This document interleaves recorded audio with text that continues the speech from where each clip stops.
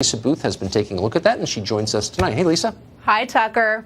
Well, yeah, so Stacey Abrams, as you know, she ran for governor in 2018 against Brian Kemp, and she lost. And the reason why she was tasked tonight is because Senator Chuck Schumer would love to see her run for Senate in 2020 against David Perdue. Also, there's been shifting demographics in the state of Georgia, so the Democrat Party would love to see Georgia more competitive for a presidential race in 2020. So having a strong candidate on the ballot running statewide would help Democrats in that effort. Further, since she lost her gubernatorial bid for governor, she started this group called Fair Fight. And as you know, voter suppression, railing against it, was a key campaign theme of hers and her gubernatorial bid.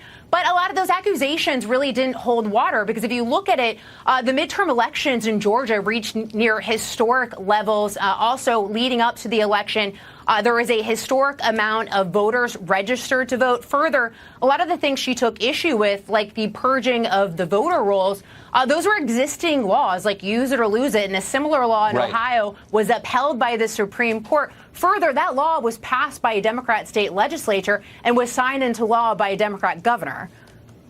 Interesting. So how is that voter suppression? And I'm always fascinated by Republicans' unwillingness or inability to push back. Have any Republicans pushed her on that point that you're aware of?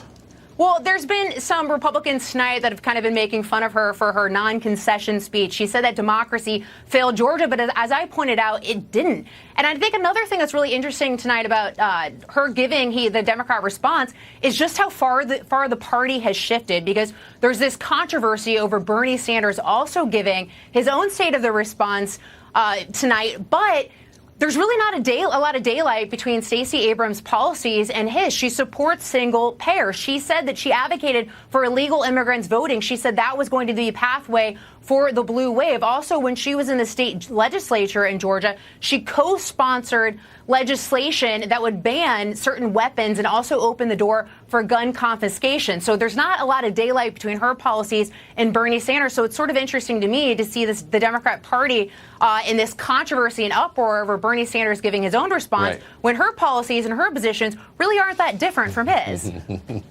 You're very old-fashioned. This is what identity politics looks like, Lisa. And it's weird now. It's a different thing. Well, and it's weird now that Howard Schultz seems more like a moderate when I used to view him as a progressive. So the times have changed, my friend.